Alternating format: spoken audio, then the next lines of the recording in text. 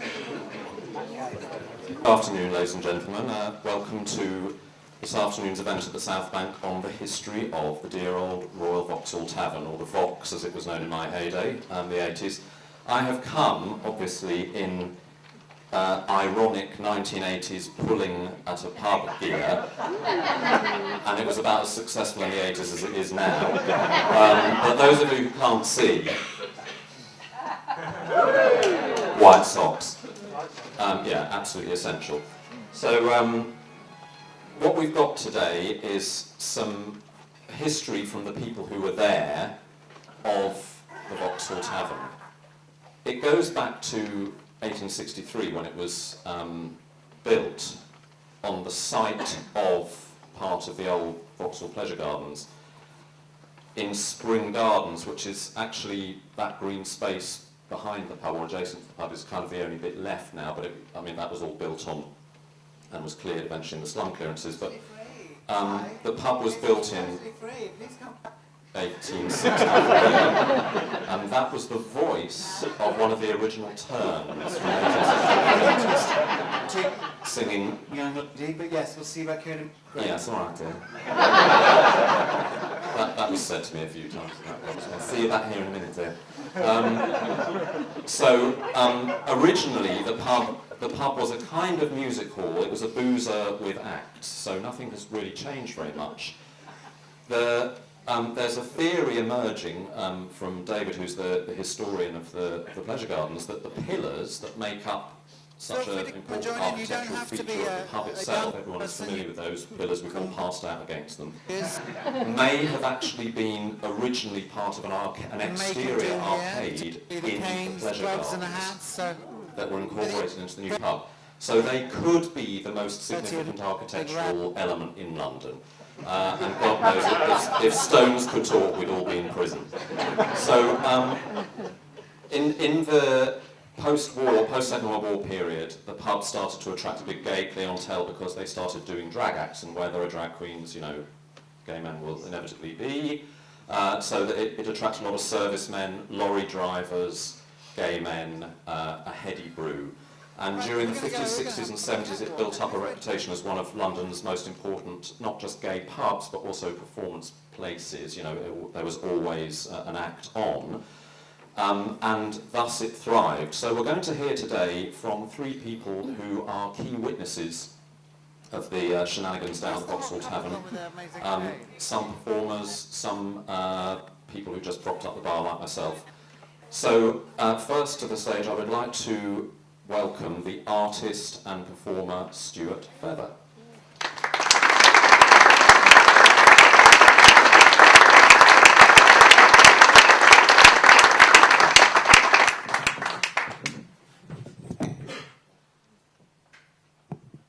And Stuart, first of all, you have to answer the question that's on everybody's lips: where did the suit come from? I'm not telling. I know. Well, I'm not telling either then. It was handmade. His staff of tailors.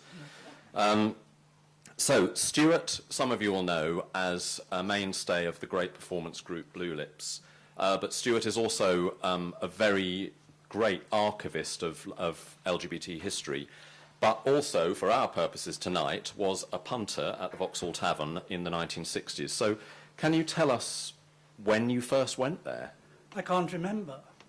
But it was somewhere between 65 and 66, and a group of us decided we'd just go and see these drag queens and have a laugh, more or less at their expense, we thought.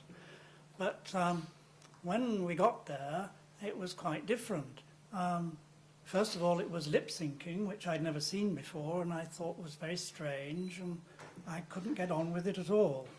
But then the wonderful Gene Fredericks came on, and he had this marvellous voice, a good tenor voice. He'd sung alto, he was a trained musician, and he always managed to do this cod opera somewhere in his act, and for a finale would play the trombone. So that was my first experience of the Vauxhall Tavern. I don't know, you'll all probably know the Vauxhall Tavern, but it was quite different in the 60s and even in the 70s. And the right-hand side of it, when you're facing what's now the stage wasn't there at the time. People used to perform on the bar, which ran round in a sort of loop round some of the columns.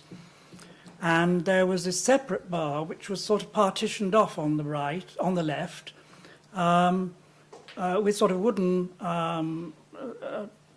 partition with these great etched glass windows, with, sort of the lettering all picked out in gold. So there was sort of whiskey and brandy and Mother's Ruin all picked out in gold. And it was all very florid. And in that bar were all the pretend straights who wouldn't be seen dead in the main bar with the rest of us queens, except, of course, when they got to the cottage. And I always thought that was a very strange thing, that in the 60s, this one particular bar had this kind of separation going on. Because in all the other bars in London, it was very cohesive. There was such a mixture of people, the old and the young, and they all met and talked to each other. The old ones looked after the young ones. And it gave, it sort of radiated a sense of community. It was very sort of, it was never talked about, but there was that feeling that came across from being in those bars. And the only other bar I can think of where a separation occurred was right at the other end of the spectrum in Earl's Court, where it was all the leather queens who were separated and whose uniforms sort of signal a sort of an apartheid from all the rest of the people.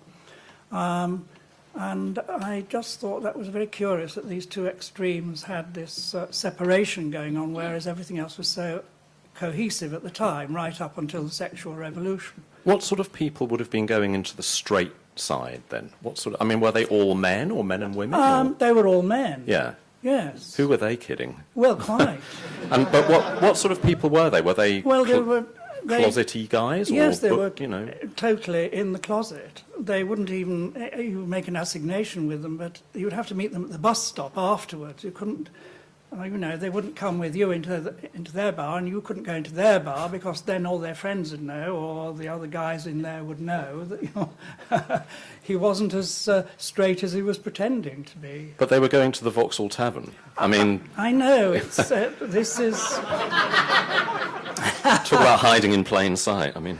Yes. Yeah. So there was a certain amount of trade, so to speak, going on between the queens in the main bar and the Oh, yes, of course. Yeah. That's what the guys were really there for. Yes. They weren't really into the drag. I mean, they'd all look at it through the windows, but a lot of them would, sort of have their backs to it and be chatting to their friends. Yes, okay. So you were obviously in the main room. You'd go with a group of people? Yes, and I would. What were you doing in your life at the time? What sort of person were you then? Tell us a bit about Stuart in the mid-60s. Oh, God. Well, I was working in travel agencies in those days, and I was a bit of a mod. Yeah. Boner. And spent my weekend, I suppose, going to different bars. Yes. And clubs. And how would you have been dressing? Well, sort of, in a suit, sort of bum freezers, Right. sort of narrow lapels. They're coming back in fashion again, sort of tapered trousers and stuff like that. So would you have dressed quite smart to go somewhere like the Vauxhall? Well, you kind of dress smart for everything, Yes. really, Okay. in those days, except, sort of Sunday lunchtime at the Coherne, which was known as the Sweater Club, and you couldn't go there unless you had a new sweater every week. They should definitely bring that back. I saw that last week. Yeah. So you'd have... Were you wearing kind of Carnaby Street gear if you were a mod? Yes, I mean, very much Carnaby Street so you gear. were definitely dressing to look sharp and nice. Yeah. And were you dressing to look sexually attractive or sexually available, so to speak? Because that was something that came in later, that people would signal their sexual availability by dressing in a certain way, wouldn't they? Well, I suppose, yes, later on it became sort of more overt, but in those days, well, I think we were all available, weren't Yeah, we? right. And was the Vauxhall... It was anyway. Yeah, really. Was the Vauxhall a place where you'd go thinking you were going to get laid, basically? No, we went there for entertainment. Yes, okay. Definitely for entertainment. Right. So, but a bit of... So it was a bonus, you Yeah. know. That's right. But assignations did happen Sure. on the premises, or... Oh, yes, Yeah, yeah. okay. So that shared toilet was busy. Right. Very. Yeah, okay. Another significant architectural feature of London. And tell us a bit about the entertainment that you saw, because obviously this is what put the Vauxhall on the map, really. It was, you know, and so forth, that there were acts, drag acts from, as far as we know, the end of the Second World War on. Can you give us some idea of who you saw there, what they were like, the quality of the entertainment?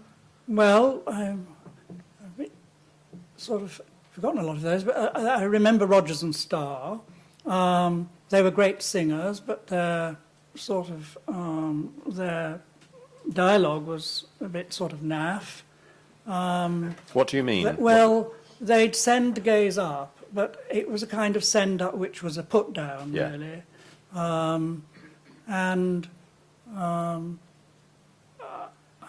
Who else can I think of? There was Lee Paris, Yeah. Perry St. Clair. Did Mark Fleming do the Vauxhall much? Or? I didn't see Mark Fleming at the Vauxhall, I don't think. I only ever saw him at the Black Cap. And, Right. along with Mrs. Shufflewick as well. Yeah. I can't remember Mrs. Shufflewick at the Vauxhall Tavern, but Right. certainly... But basically they do lip syncing to records that were obvious gay choices. I mean, what were they, sort of chart records or Shirley Yes, Bassey? Or... chart record, Shirley Bassey, later on Tambla Motown, Supremes, Yeah. that kind of thing. yeah. Okay. And were they good? I mean, or did you just put up with what you could get? Where you put up with what you got, not Yeah. what you could get, Yeah. but what you got, really, yes. Right, okay. Yeah, yeah. And would you say that the Vauxhall at that time was a sort of underground place, a dangerous place in any way? Was it very open, or was there a sort of secret, hidden vibe about it? I don't recall that. I think it was very open, really. And I don't think there was anything dangerous about it at all.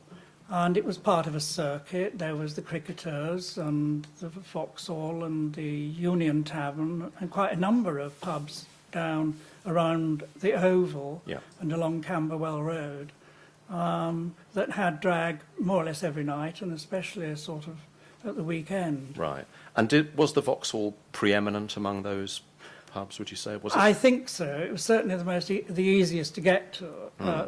Certainly if you're coming from the sort of West End or somewhere like that. Yes. Right. Yeah. Now, I want to talk a bit more about this business of performing on the bar, because one of the sort of famous things about the old Vauxhall, and there are photographs and even some video footage of this if you search, is that the acts, there wasn't a proper stage as such, unlike now where it's more set up for performance. There was the bar came out in a horseshoe shape around where those pillars are, and the acts would actually perform on top of the bar. How did that work? I mean, wasn't that just a health and safety nightmare?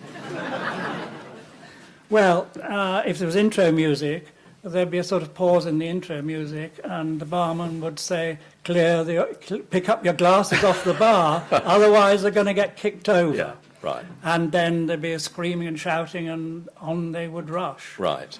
And you could actually see what they were doing, could you? You could see what they were doing, because they Yeah. were standing on top of the bar, yes. So could you see right up their dresses? Well, no. I mean, a gentleman wouldn't look, obviously. But you had a good sort of level, you know, sort of your eye level was their shoes or just their knees, possibly, Right. yes. So your first impressions of drag queens were sort of somewhat foreshortened. Well, towering. Yeah, towering indeed.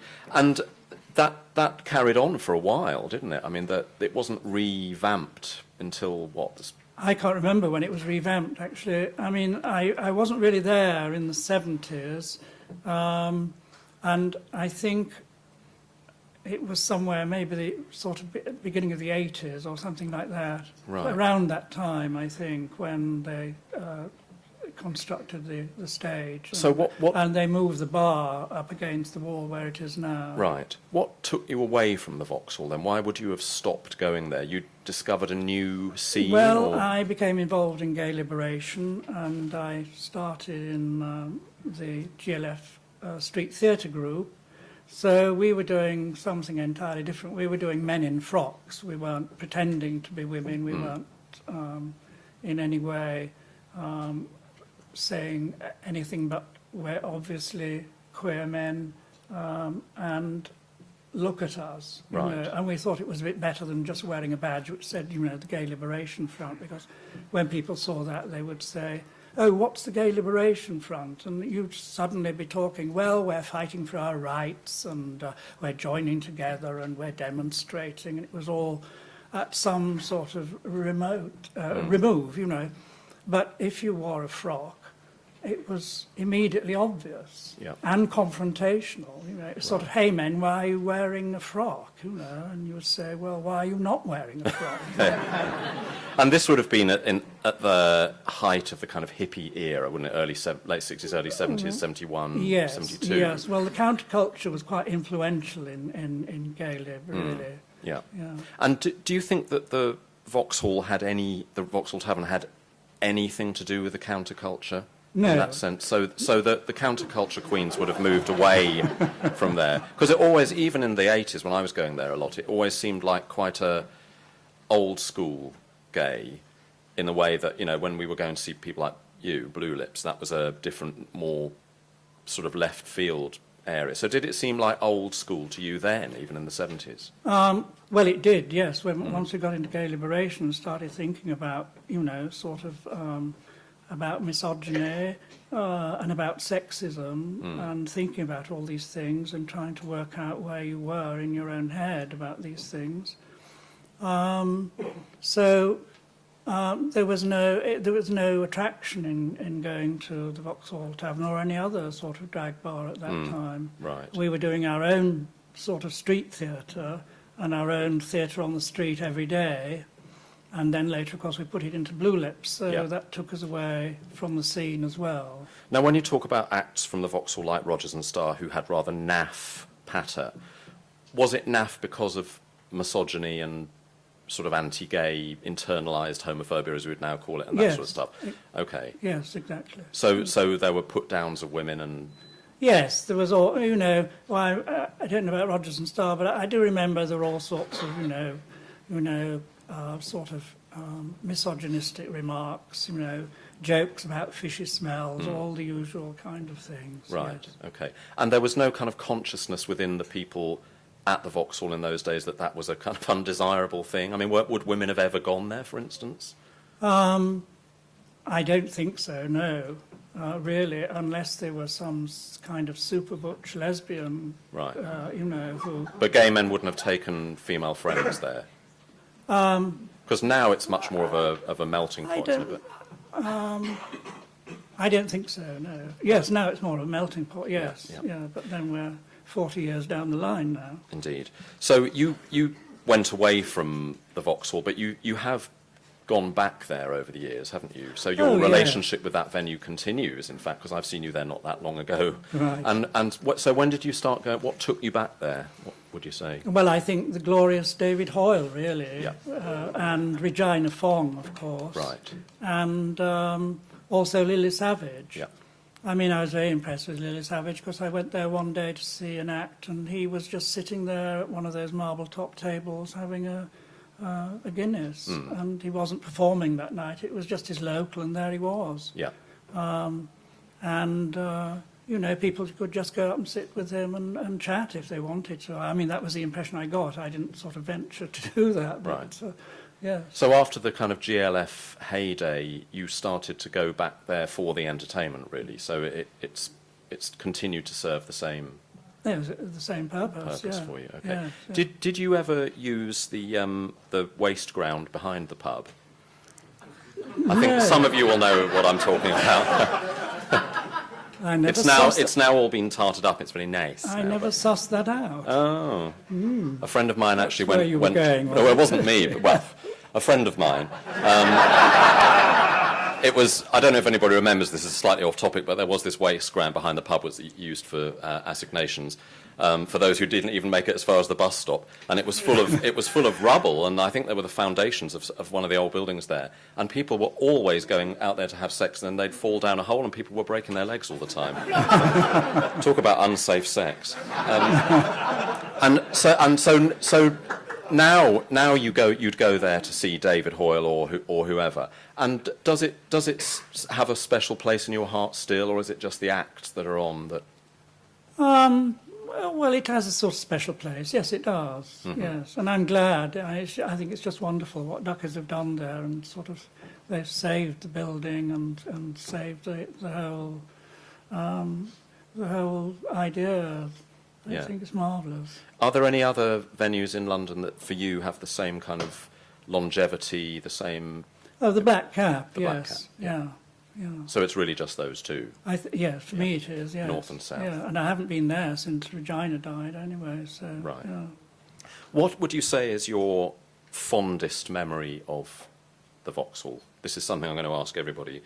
Do you have one kind of special Vauxhall memory or something really funny or horrendous or great that happened there or that you saw? One thing that kind of flashes to your mind when you think of the Vauxhall Tavern?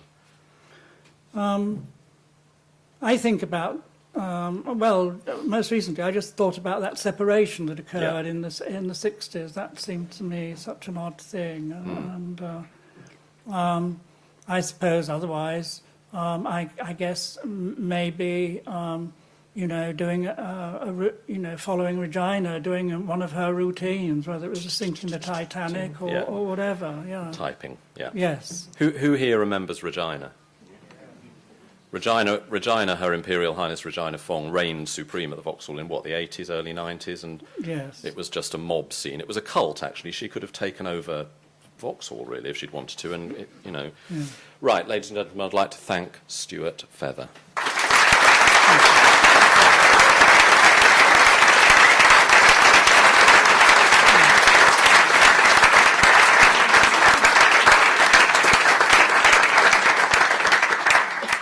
Now, Stuart's going to stay with us, but we're now going to move forward a couple of decades to the 80s. This was my Vauxhall heyday, late 70s, 80s, the sort of Lily Savage era, the check shirt era. And in order to help you kind of connect with this period, I've got some moustaches. You can't have one because you have facial hair, but just as everybody these days has nice little beards, myself included, in them days everybody had a tash. Now that was the most desirable one, obviously. This one if you were of fair complexion. This one if you were a sort of silver daddy elderly gentleman. Obviously this one if you were Salvador Dali and you'd be, fucking Amanda Lear. Who's this one? Frida Kahlo. This one is supposed to be. So that's the token butch lesbian. And this one if you're French. So I'm going to give these to the first 6 people who do not have facial hair, who would like to just take themselves back into the 1980s. So first off, look, Frida's already come a cropper. Who would like the classic clone moustache? Don't all run at once, madam.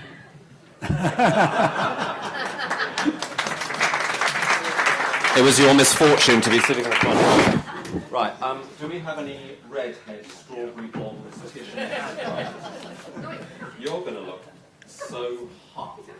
You can wear it either way or on any body part. Anyone feeling surrealist today? Salvador Dali, come on. And this is the silver fox moustache. Come on, somebody. Yeah, there you go, sir. Is there one left? Ah, yes. This is supposed to be Toulouse-Lautrec, but it actually looks kind of like a drag queen's eyebrows. So if you're feeling inventive, anybody want to lose? No time to lose. Come on, first person to catch it. Right, side.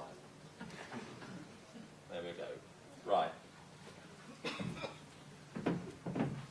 get yourselves tashed up, and I'm now going to welcome to the stage somebody who I certainly used to see hanging around there quite a lot in the 1980s. Well, I'm sure it was research for one of his wonderful plays, novels, or performances. Ladies and gentlemen, Neil Bartlett.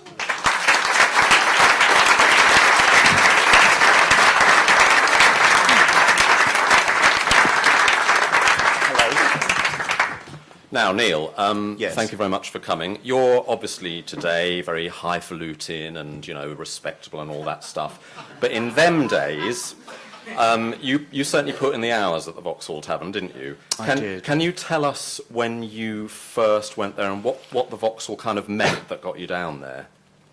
Like everyone else, it all now seems unimaginably long ago. I'm very aware, looking at the faces, there are some people who I recognise, actually, who I've never met, but I recognise you from those days. But also there are people throughout the building today who I go, you weren't born, were you? Well, you weren't flipping born. How can I possibly communicate what this time and place was like? So I don't know a year. I mean, my first memories of being there are seeing Lily. Yeah. So when did Lily start doing Gyro Night at the Vauxhall Well, I Tavern? saw Lily as Paul Savage supporting Dave Dale in about 85, so that was just before she kind of burst out of the cocoon as Lily. Well, she'd burst. She burst. Yes, she'd lilied. She'd definitely lilied. So I think I'm there 86, 87, Yeah, okay. something like that. And what took me, I mean, I think...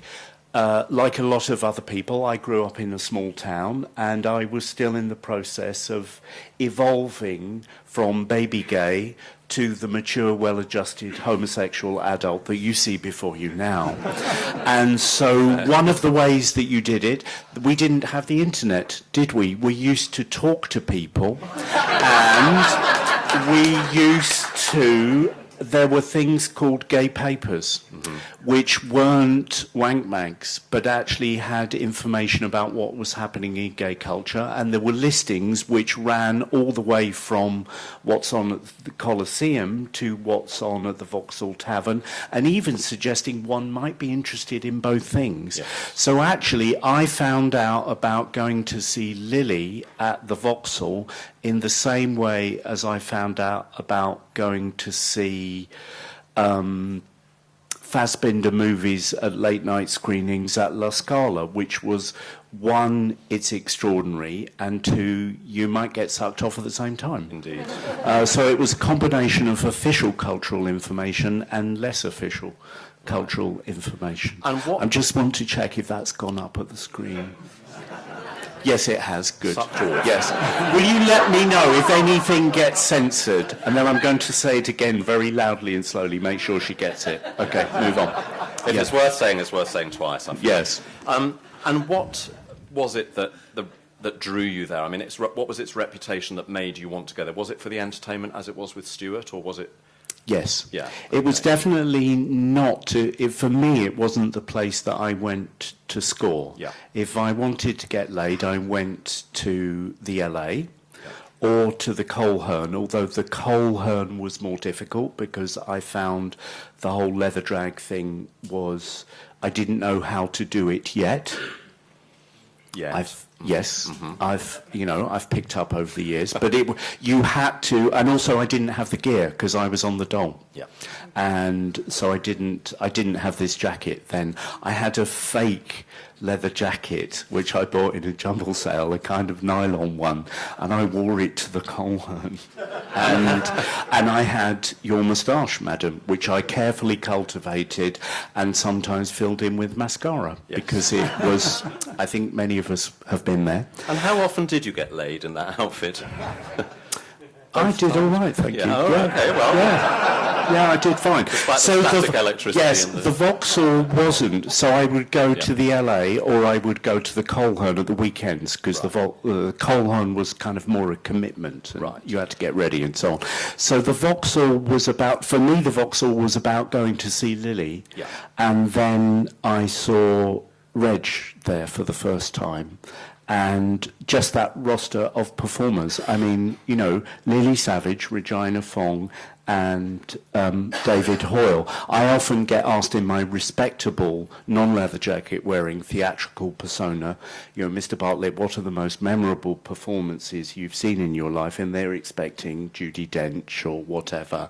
And I can quite seriously put my hand on my heart and say, Lily and Reg and David, these are three of the most extraordinary, accomplished avant-garde artists that I've ever seen working. And for me, it was kind of, in the early 80s, I knew I didn't want to be part of the cultural establishment. I never dreamt, although I ended up working there shortly afterwards, I never wanted to work at, somewhere proper. I never thought my role was to work at the Royal Court or the National Theatre or the Royal Shakespeare Company, although since I've gone into those places by the back door, I was interested in the radical, the dangerous, the free, and the queer.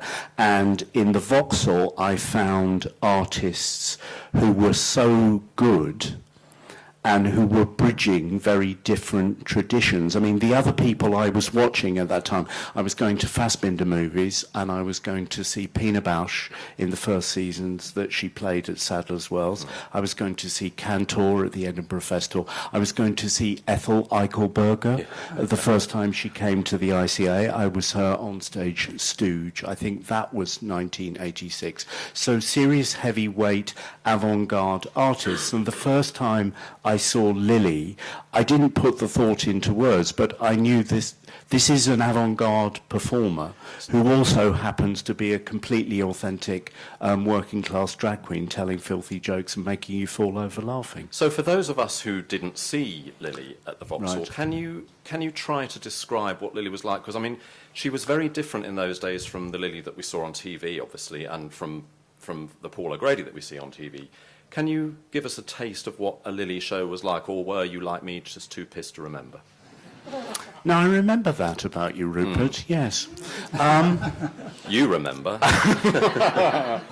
Oh, God, how can you describe... Well, it's interesting you say that. I don't think Paul is essentially different now than he was then. I think the heart of Paul and what he does is the same whether he's on Radio 2 or he's down at the Vauxhall. And for that, I think he takes incredible credit. I mean, he's not as potty-mouthed. Yeah. And basically, Lily, when she worked at the Vauxhall, she was beyond white trash. She was kind of... Divine was Princess Margaret compared to Lily, basically. Absolutely. She was the absolute gutter. I mean, the look was complete gutter. Do you remember the famous handbag, which was black patent on one side and fake leopard skin on the other?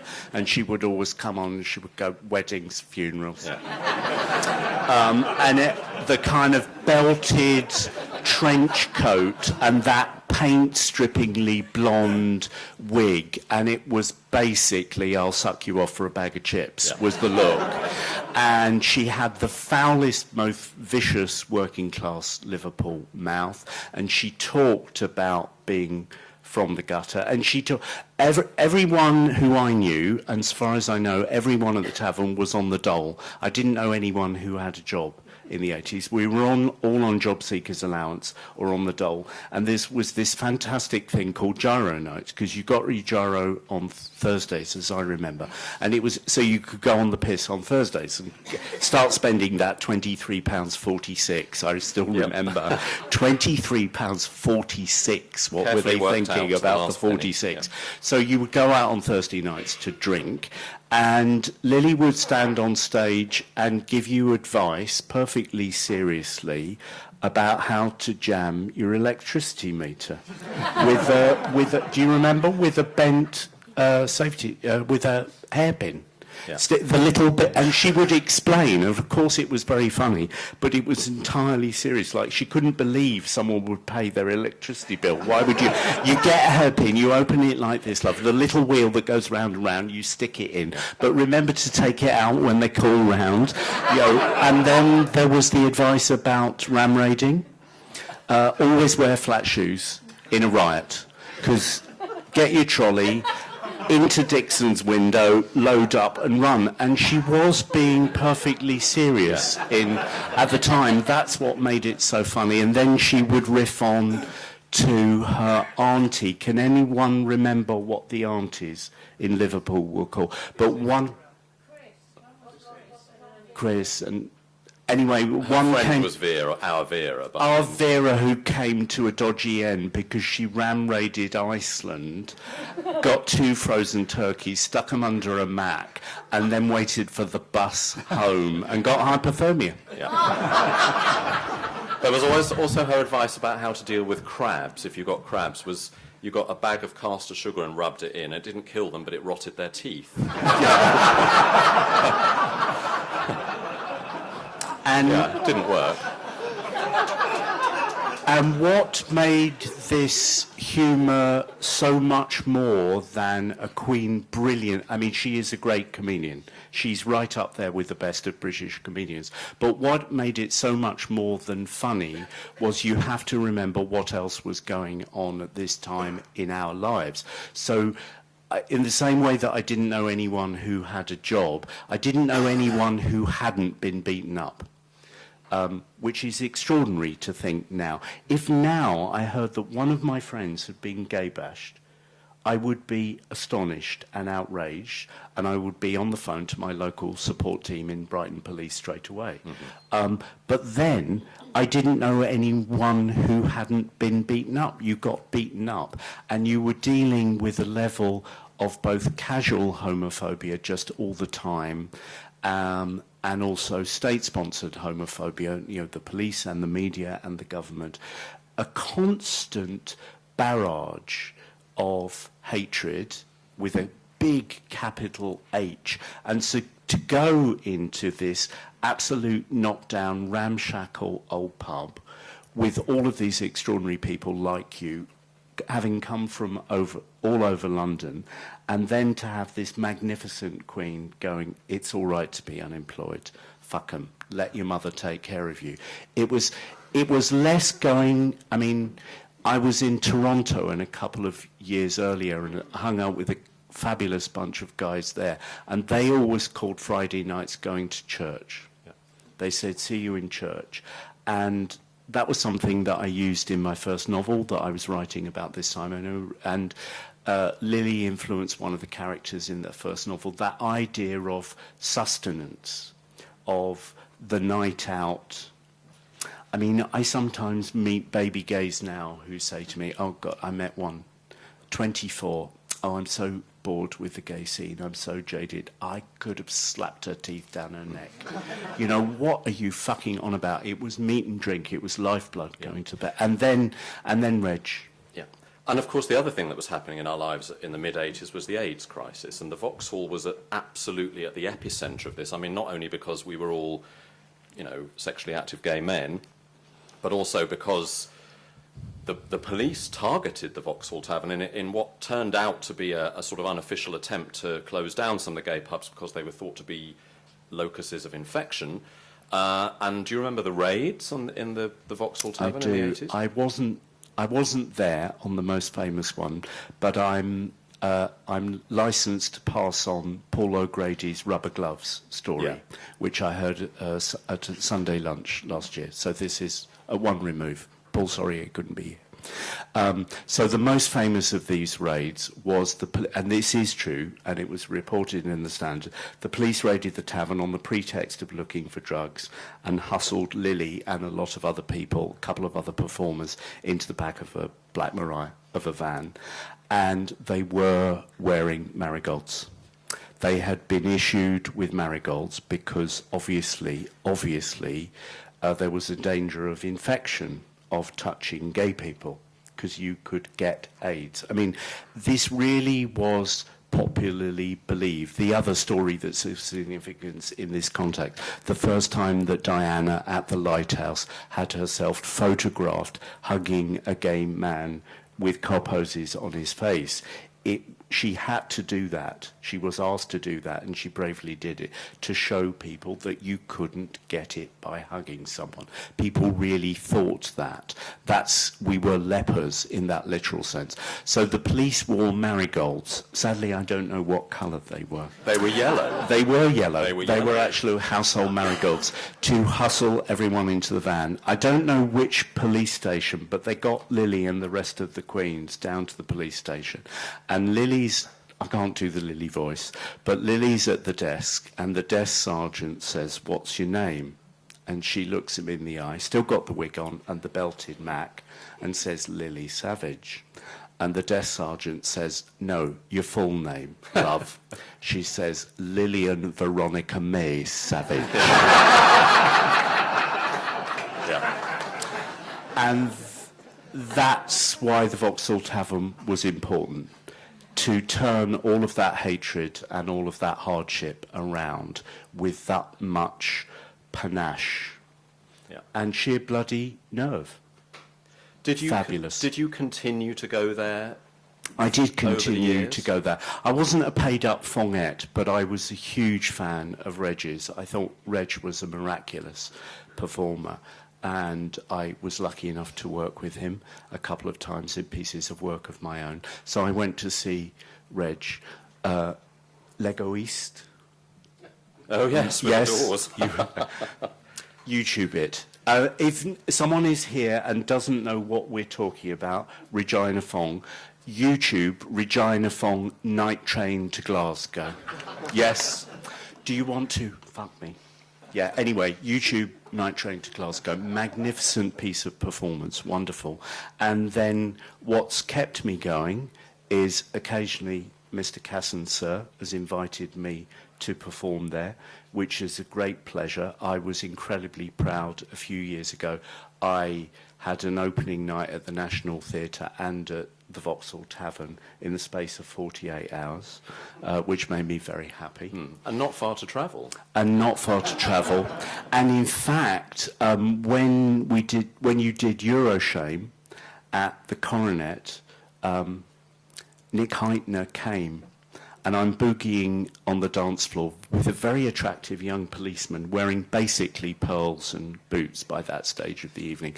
And I see Nick, oh God, this is all going up on the screen. And there's Nick Heitner like a fucking rabbit in the headlights, frozen with horror at the sight of one of his colleagues dancing in pearls. So that kept me coming.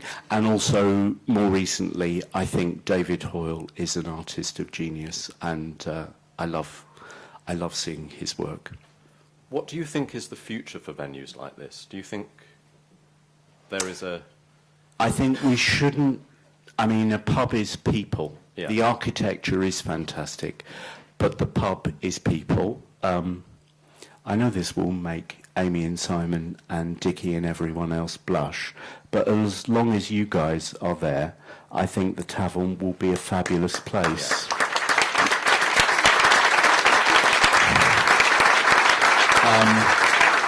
And I profoundly believe that gay culture has always been about a creative collision of top end and bottom end. One of the greatest strengths of our culture is that we've never believed in hierarchy, because we know even the snootiest of opera queens is also round the back of the bushes. And also our culture is always a mixing point. And I think the traditional division between an avant-garde or cutting-edge artist and a popular artist means nothing in our culture at its best. I mean, Stuart's work, would you say Blue Lips were an avant-garde, cutting-edge, experimental troupe, or a bunch of old queens having a laugh? The answer is both, and that's what made them so magical and makes them so important. And you've seen artists in that genre all the time, at the Vauxhall in particular, I think. And just before you leave us, one magical Vauxhall moment that you haven't given us so far? I mean, obviously Lily is the sort of shining star in many ways.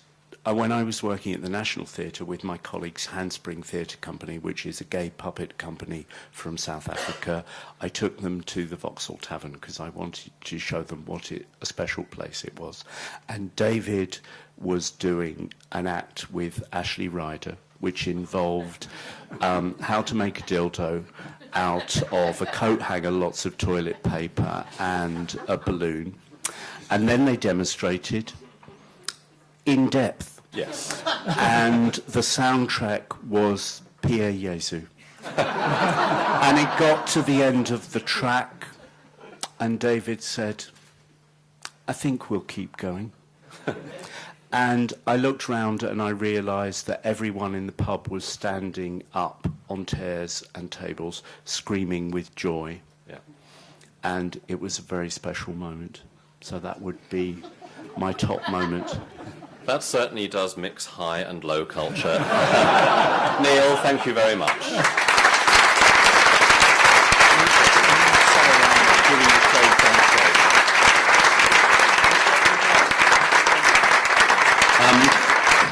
Neil is leaving us now because he's going to do a performance elsewhere. But thank you very much for sharing that. Of course, speaking of Princess Diana, we now know that she herself was no stranger to the Royal Vauxhall Tavern, as Clea Rockus revealed earlier this year. My final guest, when I was starting out as a fledgling gay and doing, as Neil did, reading the listings and so on and so forth, I was always looking for entertainment drag. And there was one act that was on everywhere, every week, night after night after night. They were regarded as the headliners of the London drag scene in the 70s and well into the 80s when I was going out. I must have seen them perform 100 times, maybe 100, all over London, but one of the places that they really made their very own was the Royal Vauxhall Tavern. Ladies and gentlemen, I'm talking about the Trollettes, and here tonight is Maisy Trollette.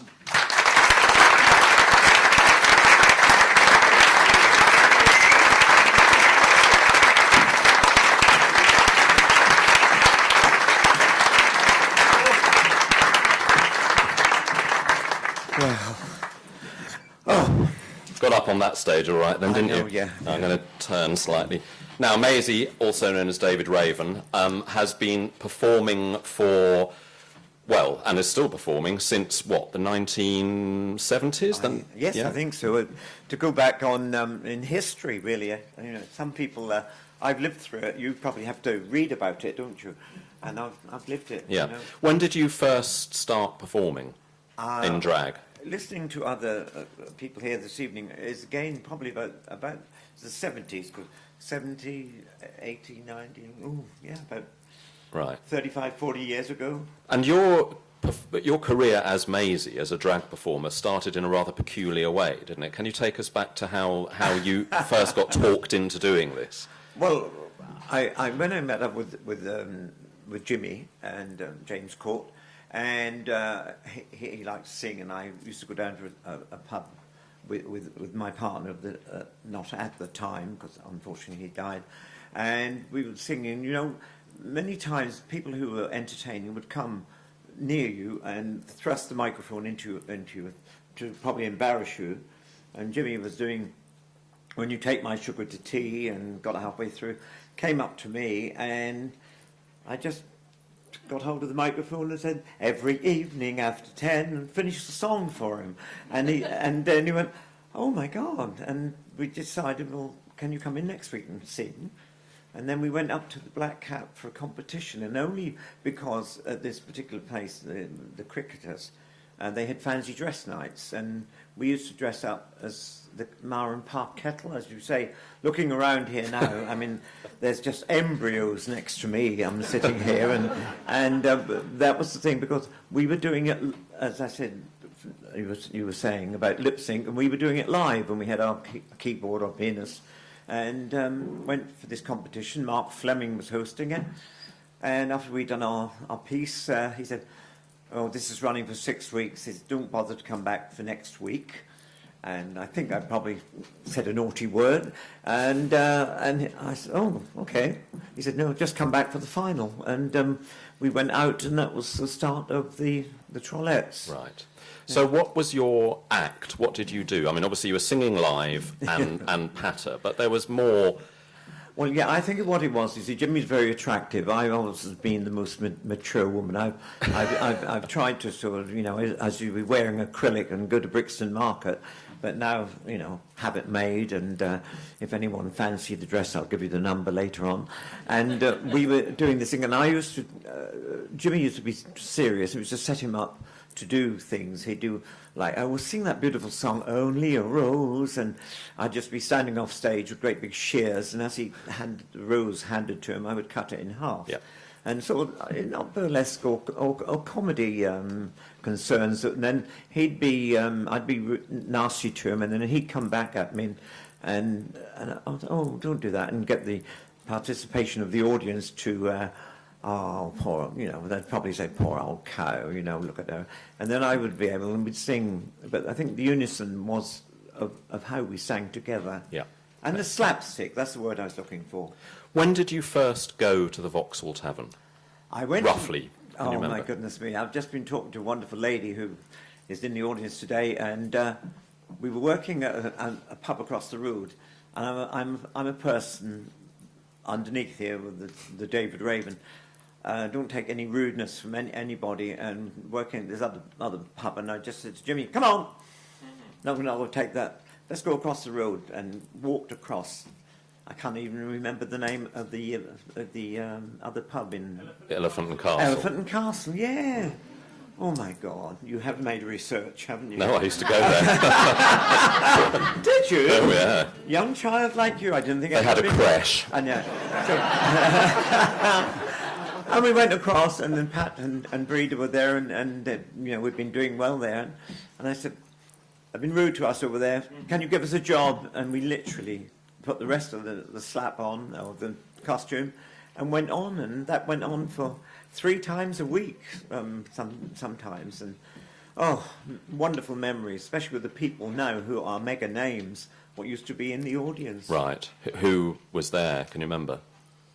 Am I allowed to Yeah, name come on, drop. Oh, well, I mean, Drop when it. you go back, I mean, as I'm sitting here now and looking at you, Freddie Mercury used to be in there, and Holly Johnson, Jimmy Somerville, and then the most amazing thing, I met up with a lady the other week, probably a few months ago, was Catherine Tate.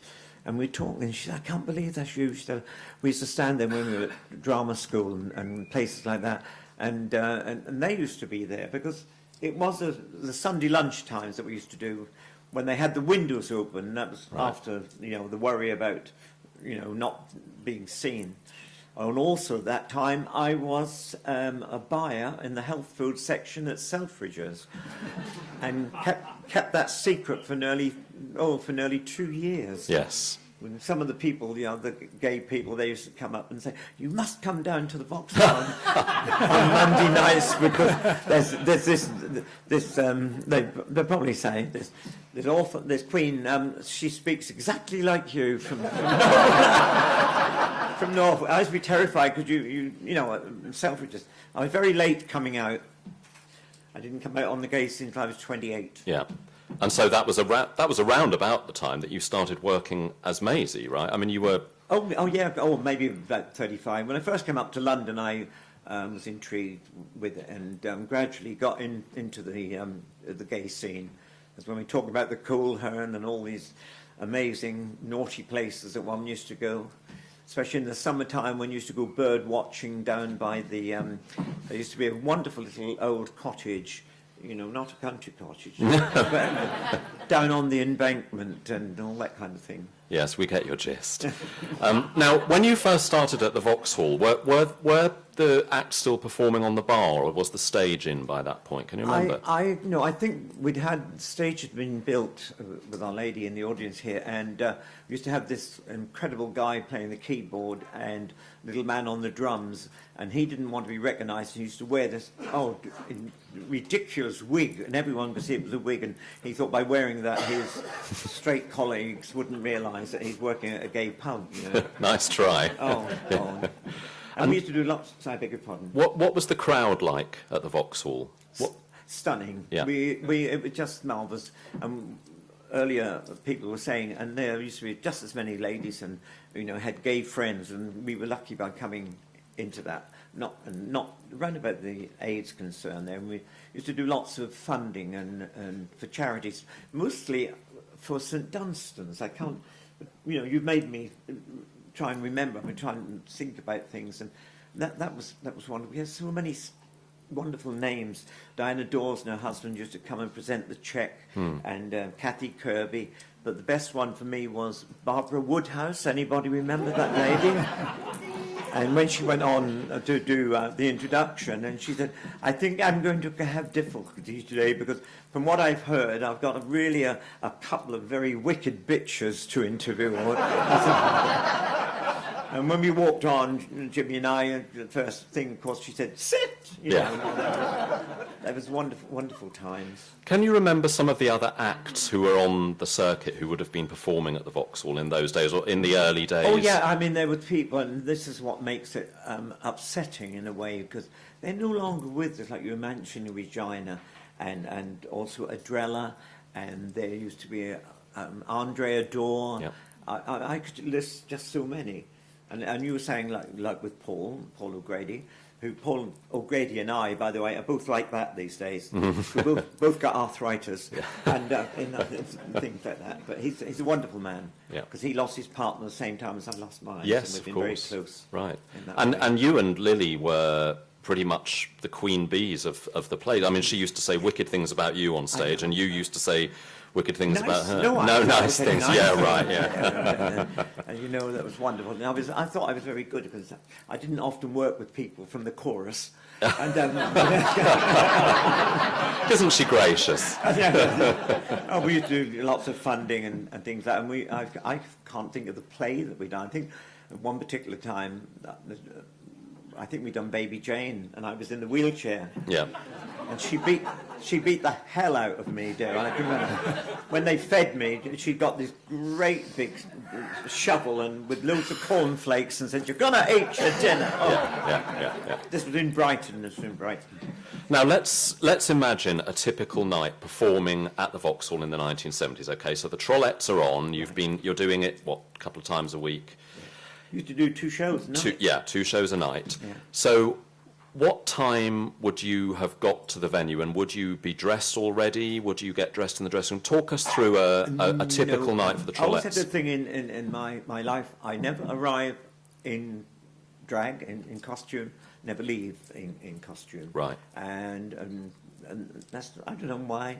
And the same when I'm in Brighton, I don't get quite as annoyed as I used to, but hello, Maisie girl, how are you? And I'd just be walking down in jeans and I said, no, my name is David, and, Maisie only happens on stage. Yeah. So you'd turn up in your regular day clothes. Yeah. Right, which was, how would you have been dressing? Well, not like you, not Primark. But you were so wealthy, darling. Well, I had the guest house, didn't I? I had Rowland House, 21 St George's Terrace. I'm only living on Duckie wages. So you'd have turned up wearing your designer jeans and your designer lumberjack shirt, yeah? Right, okay. And then how long would it have taken you to get Maisied up? Well, these days it's quite different because I've got this wonderful thing. I have a chart, you see, with all the makeup on, and I get it all together, and I throw it up in the air. I stand there and hope it's going to land in the right place. It all takes about half an hour. Right, okay.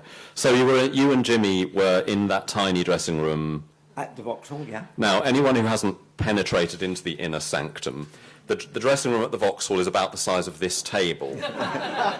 There's a mirror that's like about that big, and it gives directly onto the stage. So it's not exactly, but at least it is a dressing room. It's not the toilets. So you and Jimmy would have had, because you used to do costume changes, you had special effects, you had gimmicks, you had all sorts of nonsense. We had gimmicks. We never costume changed. Did you not? Okay, that's an illusion. I used to arrange things and be terrified. There's one particular thing we were mentioning a little while ago that I got him to do. I said, "Well, I'm very good." For throwing darts, we had a darts night or something to that effect. So I got Jimmy to have this cigarette in his mouth, and for me to throw the dart. And I was good at the darts because he was so nervous, you see, and because he kept dropping it, you see, in the venture. But eventually, you know, we actually used to do it. Right. Crazy things we used to do, like you were saying about people got him to dive from the stage for the boys to get in the line and catch him. That was a leather night. Right. I like the leather nights because my skin, I didn't have to wear any or any makeup. Now, speaking of costumes, are you comfortable in your robe, or do you want to shed anything at this stage? Do you want to give us... thinking you're looking at my naked body. Yes, I was hoping that you'd give us a flash. Just sort of slip something off. Slip something off. Slip into something less comfortable. There we go. Sorry. Oh, I say. With Mike. I think we've got... Someone said to me the other day, I'd like to see you in something long and flowing. I said, oh, such as what? And they said the Thames. Now, little, you know, themes. So we could do the Beverly Hillbillies, or if they want a particular show which was on, we'd recreate that from little night music and... Right. And my 20s madness, I absolutely loved the 20s when we used to do all the boop-boop-doo things and that, you know. A flapper. Yeah, flapper. Yeah. I got so thrilled one day when someone said that later on, you know, I want to be loved by you. It said, oh, you look just like Monroe. And I said, oh, thank you. And they said, Matt. Yeah.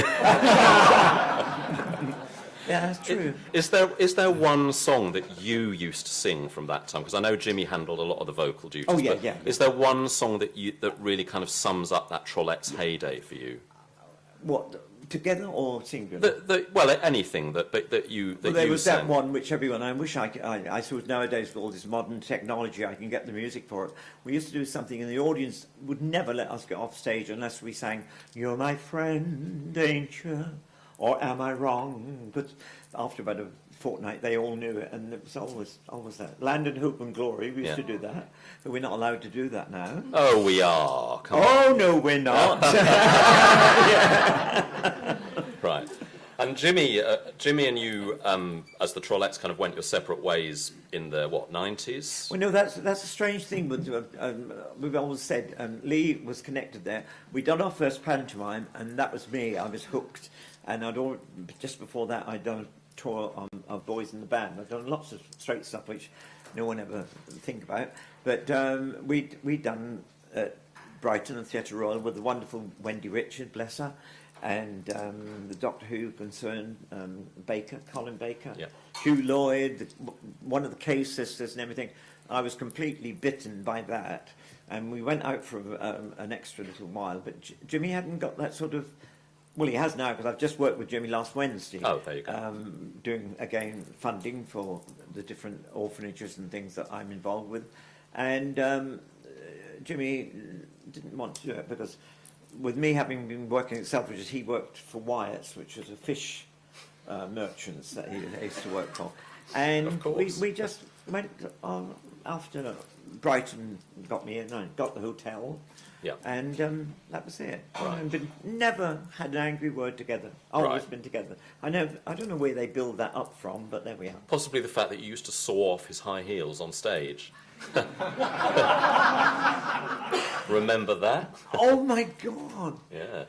I went to Spain and these great big high heel shoes. I thought, I mean, I could never wear them. I thought it'd be fab for Jimmy, but I had this in my mind, and he was wearing them, everything. He wasn't doing Carmen Miranda or anything, but I had to be just off stage with a fret saw, and I said, whatever you do, keep singing, do not move. And because he could hear this, and he said after, I said, what was that? And because everyone knew that when he'd finished the song, what on earth is he going to do?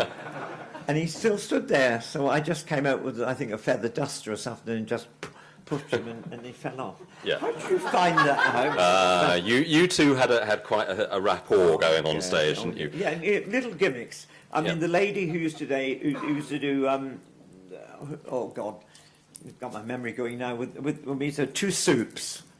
We know for a fact, because I met her later, and they took that from Jimmy and I when Jimmy was seated there on the stage with a very good-looking kid that he brought up from the audience, which he'd been set, because people didn't realise. And I came on as Mrs. Overall thing with this, he said, could we have soups, please? And because everyone thought, oh my God, he's not going to do it. So he didn't do anything. And they had that, and they went out, and then Jimmy asked for spaghetti and things like that. And it was so long, and I used to come out with the spaghetti with big scissors and just cut it and throw it on the plate and things like that. And then he called out and said, could we have some more sauce, please? Well, they getting the thing, and we got it and couldn't get it out. And then eventually I said, well, knock the bottom of it. And because I'd already took the top off and went like that. And of course, young Andrew Thomas James, another friend who's not with us, got absolutely covered, because people used to think that he just got up from the audience, but I'd gone out and wipe him down. Sounds like Carrie. Oh, like so, what? Carrie, when she gets covered in pig's yeah. So just to end, what do you have, asked everyone this, do you have one moment that just kind of encapsulates the Vauxhall Tavern for you? Is that, because you know, you were so much part of the performance of that place, the heart and soul of it in the 70s and 80s. Is there one moment that just says the Vauxhall Tavern to you? Well, not primarily to do with the drag scene, but we had just finished, and my dear friend sitting here, Breda, is here, and it was like you were just saying that the Vauxhall was raided, and someone had been banned, and this wicked queen went and rang the police and said there was drugs going on, and because there was the police raid, and I'd just come off the stage. I don't know where Jimmy was, and usually we'd say we get ready in the dressing room, but this time we were upstairs. I don't know why. And anyway, the police all come charging in. The lady who's the neonate breeder was there, and I'm standing. And, you know, oh my God, what's going on? And this big burly policeman come up. He said, "No, look, ma'am, I've got to speak. You're the licensee." And Breeder said, "Yeah." He said, "Oh, I don't want your mum to have any trouble, so get your mum to go upstairs with her." Oh no, you know, naturally you think at that time. Now, and I went, cheek. So when everyone passed by, I said to Breeder, "Can you believe what he said to me that day when he said about getting your mother upstairs?" She said, "Yes, I did." She, "Can you just imagine if you were my mother, how my kids would have looked?" Didn't you? Bless you. Ladies and gentlemen, I'd like to thank the mother of the Royal Vauxhall Tavern, Maisy Trollette.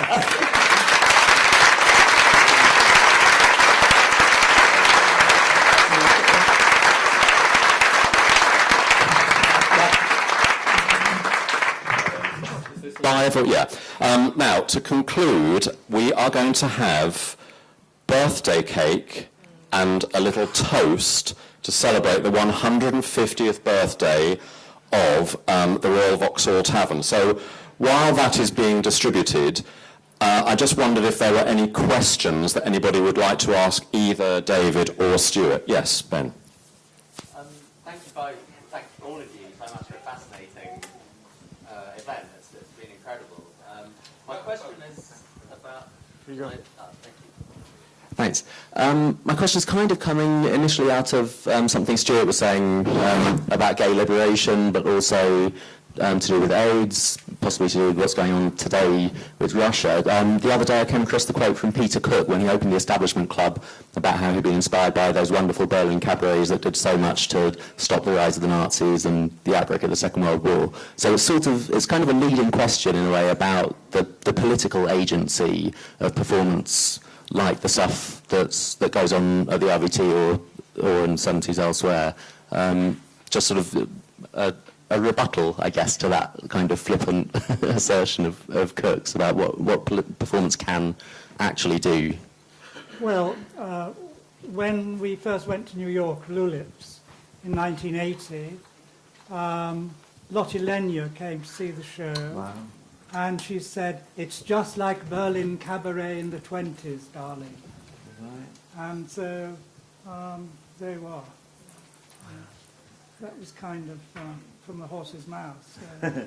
And the political aspect for the Trollettes and other people was that you were doing this in the face of all of that negative stuff in the 70s and 80s. I mean, even though you weren't a political act as such. Very much. I mean, never. Jimmy and I must be very lucky, but I mean, there used to be the things. A lot of when the buses. That's another thing I remember. That it became a focal point when the double-decker buses were coming. They used to pull up, and and with all the people visiting, oh my God. I'm sorry that it's lit already, Rupert. It's just that we were trying to light it over there. Yeah, it's lit already. Right. So we'll carry on with the Q&A, but It could breed it. to blow out the candles, we're very, very privileged to have somebody who truly was the heart and soul of the Royal Vauxhall Tavern from 1979 to 1994. I feel very emotional, actually, at welcoming on stage because it was so much part of my youth. The landlady from that period, Breda McConnell.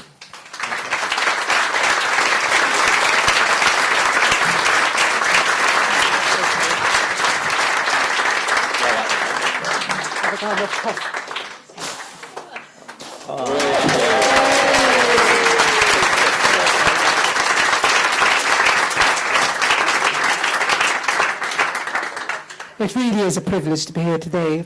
It's also very sad to me because I lost my husband this year in a tragic accident. Yeah, so we really had some great times. And as I said in a speech that one, I think it was on the night we were leaving. I said, despite the coppers, the poppers, and the knockers, we're still here. We really did. It was wonderful days, and of course it was very sad for us as well because we lost many, many friends and some bar staff who I always regarded as my children anyway. So it was all very sad, but we had wonderful times, and it really was. And David has said, I mean, that the raids and everything, like it was just ridiculous. I mean, one night they pushed me in a cell, and my husband was out, and they knew he was out. They had it all planned. And I was claustrophobic, and they got a doctor, and he was my own doctor. And he said, oh, I haven't seen you for a long time, Mrs. McConnell. And I haven't done anything, honestly, I haven't. He said, I'll give you some Valium, and you can take them when you go home. I said, I'm bloody taking them now. We really did. We had staff with us for years and years, and we had the acts and everything. We made mistakes like everybody does. I mean, I was doing the bookings myself for a while, and they said, don't worry, just ask Breda. As long as you put a dress on, she'll book you. I mean, I knew nothing about drag. And then it was really busy for these nights, but they didn't come in to see how good they were. They came in to see how bad they were. Well, it is a privilege to be here, and I could really tell you lots, but as I say, I'm still really, really sad after losing Pat. Yeah. And it's very hard for me, so don't mind. Oh, right, thanks.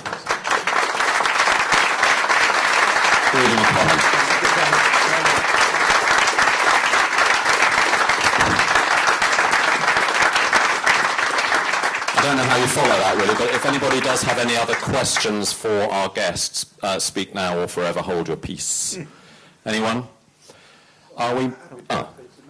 Happy birthday to Maisie. Look at her. She's not bad for 30. She's looking good, but that's because of the skincare regime, isn't it? Yeah, no, you've never been in... Ponds is the secret. Tooting Ben Pond. Are we ready to move towards a toast? Does everybody have a glass? Okay, we have a dry area in the front here. Oh. Can we action some champagne for these people? If I drink this, you're not going to take advantage of me, are you? I'll have a bloody good go, I tell you. Can I have another glass, please?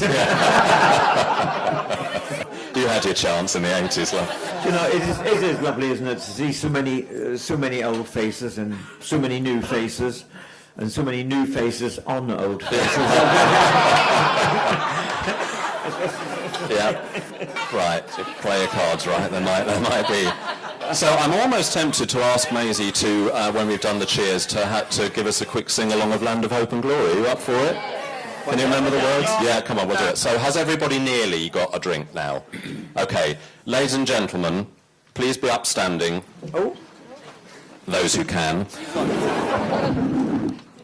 To toast the 150th birthday of the grand old lady of the London gay scene, the Royal Vauxhall Tavern. Cheers. Cheers. Here we go. Bottoms up, as was said on more than one occasion. Really? Now, come on, Maisie, I think we've got to try and do... You can have the mic. Okay. We've got to give them something from your repertoire. Well, you were just saying about Land of Hope and Glory. I don't know why we're not allowed to do it around, but we can do it here, as you say. And I better stand up and be... I love the tights. How'd you get them on, darling?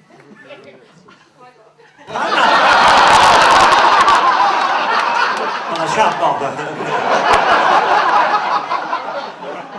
So the little thing is, land of hope and glory, mother of the free, how can we extol thee, who are born of thee? This is for your legs, the next line. Wider still and wider shall my bonds be set. God who made thee mighty, make thee mightier yet. God who made thee mighty, make thee mighty.